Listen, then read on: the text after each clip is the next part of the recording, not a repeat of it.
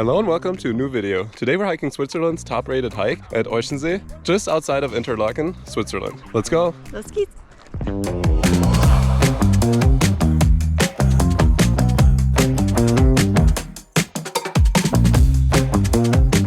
We just parked about half a mile from the main gondola station and the main parking lot. Let's hope our car's still there when we get back. I think Should be so. fine though. Yeah. Now we're 3/4 of a mile into this hike, slowly making our way up along this river right here.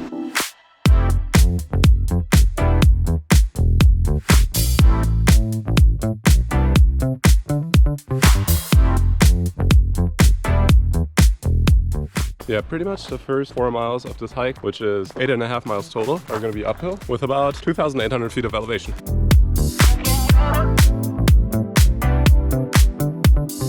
And here you can see where we started. Right now we're about 1.3 miles in with just over 600 feet of elevation.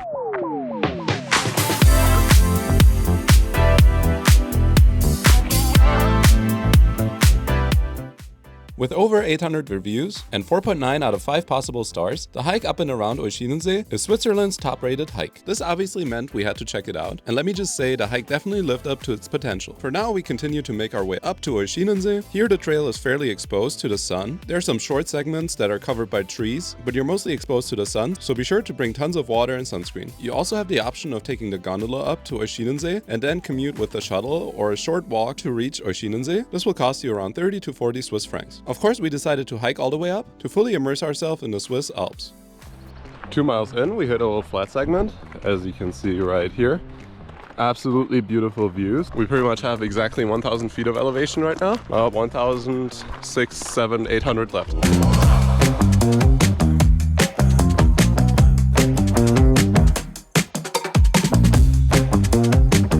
As we make our way across a little hill, a view of Oeschinensee opens up. Fed by glacier meltwater, it sits at over 1,500 meters above sea level and shimmers in shades of turquoise and deep blue. Fun fact, the lake is part of a UNESCO World Heritage Site and dates back to the last ice age. Just under 3 miles, we made it to the lake.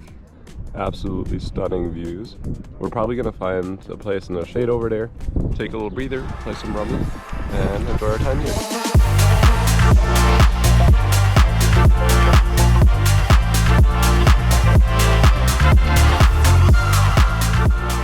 After grabbing a coffee at one of the local huts right around Oeschinensee, we headed down towards the water. The beach areas, right when you get to Oeschinensee, and right at the end, where the trail continues up into the mountains, can get pretty busy, so we decided to aim for the middle. After looking for a little bit, we found a good spot in the shade and settled down for a little picnic, rehydrated, refueled, and obviously we had to play some rummy. After a while of just watching the water, we decided we couldn't miss out on the opportunity to jump in. The water temperature was right around 16 degrees Celsius, so pretty cold, but it felt super refreshing and was just what we needed after the hike up to Oeschinensee and also the rest of the hike that was ahead of us.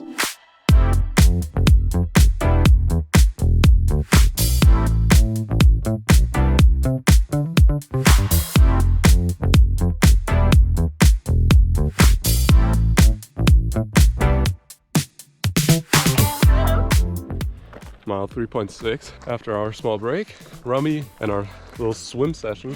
We're back to climbing, as you can see, but super pretty views, but you definitely got to be a little more concentrated on here with the steep drop on the right.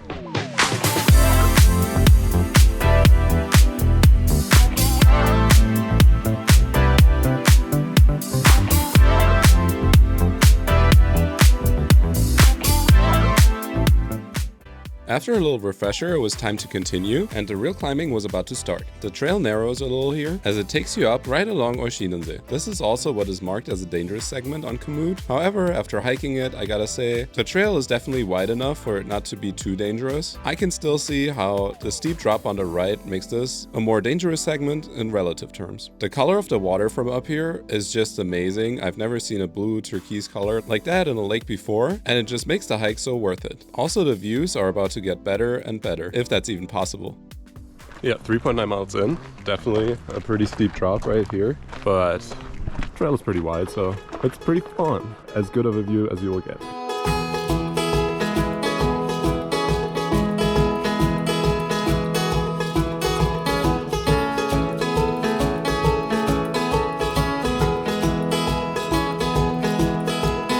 Follow me in my favorite tree. Well, I'm offering a steady hand. After about 0.8 miles on the trail along this mountain right here, you're met with a greener, grassier, and wider scenery. Here you cross a little bridge across a river, as the many cows you were able to hear in the distance await you. There's a couple spots for pictures and rest right above the lake and the waterfall here, as the trail continues to weave its way up the mountain. Cows. They're so stinking cute. 4.4 miles in, we got the cows and we got our last climbing segment, as you can see right here. Will be pretty steep, but after that we hit a small plateau and then it should be all downhill from there. Let's climb.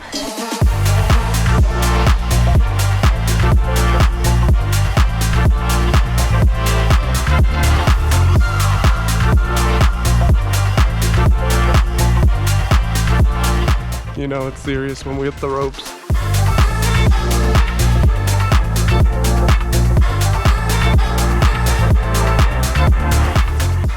Yeah, we're 4.8 miles in. You can kind of see the way up behind us. Then we're gonna go all the way over here on top of that waterfall. Yeah, and then you can see some of the people walking over here. Go over here and then make our way across the ridge here and back into the valley. As we continue to make our way up towards the highest point, around mile 5 for us, it was definitely heating up quite a bit. Make sure you bring enough water or money to have enough fluids or buy more at some of the huts here. We didn't really take a break at the hut that is located about half a mile before this point, but it's definitely a great point to enjoy the view and take in the scenery and also refuel. For us at this point, we just wanted to make it to the top, and we continued to push through the midday sun, determined to make it to the top.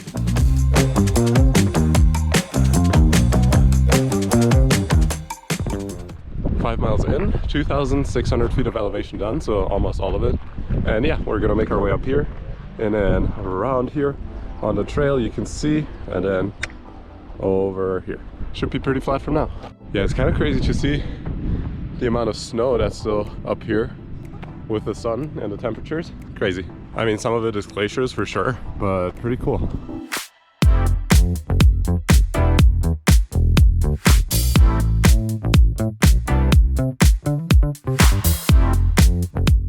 After pretty much a steady climb for the first 4.5–5 miles, this flat segment felt pretty good. We continue our way along the side of the mountain with an amazing view of the lake and the surrounding mountains and glaciers. We made our way up this little viewpoint right here, but the drop behind it was kind of steeper than I thought, so we didn't stick around for too long.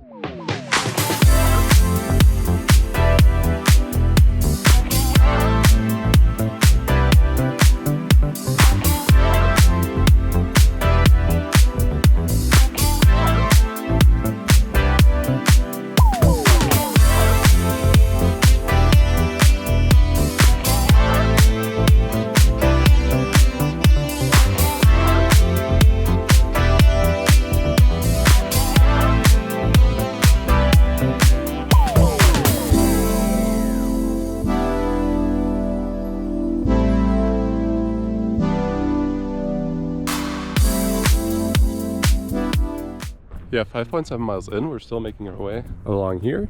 You can kind of see where we cross over into the main downhill. Back there should also be the gondola station. Again, the views are just amazing from up here, and the trail is still pretty flat. However, the trail becomes a little more narrow here with a steep drop to the left. There's also some rocky sections that require some light scrambling, but it's honestly not a problem at all, and there's even ropes in some segments. Soon we'll hit the steep downhills towards Kandersteg.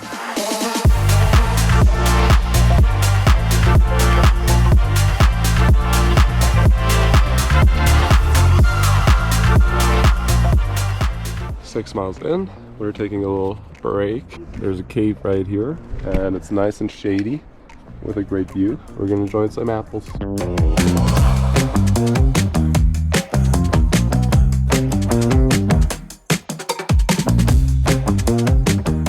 6.5 miles in, the steep downhills were about to start. Here's some additional focus if required. You don't want to slip and slide down the mountain. However, you might be distracted by the views of the blue Oeschinensee on the left. We continue our way down the mountain towards the gondola station, towards the trail that would take us all the way back down to Kandersteg.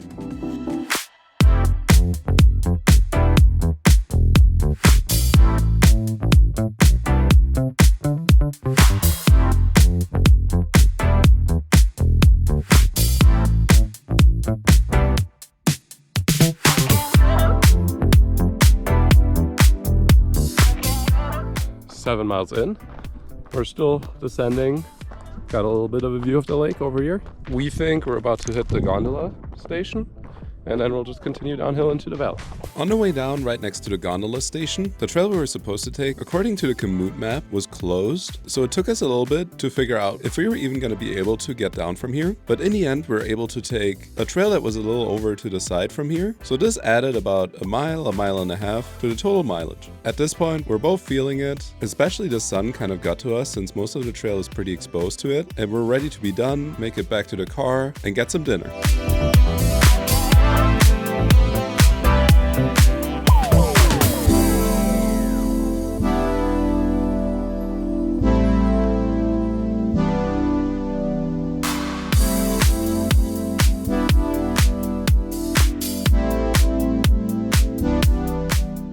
Alrighty, we had to take a little detour on the way down because the initial trail we wanted to take on the way back from the gondola, like the top of the gondola basically, to the bottom of the valley was closed. And that probably added about a mile, I would say. And There was nobody on the trail though. It was nice. But now we're just not getting back to the road, and then we'll have a little bit longer of a walk back to the car. But that's okay. It was really pretty. Yeah, that's true. We'll finish with just over 10 miles probably and 2,900 feet of elevation. Very pretty hike. Definitely recommend you try this one yourself. And thanks for watching, and we'll see you on the next one. Bis später.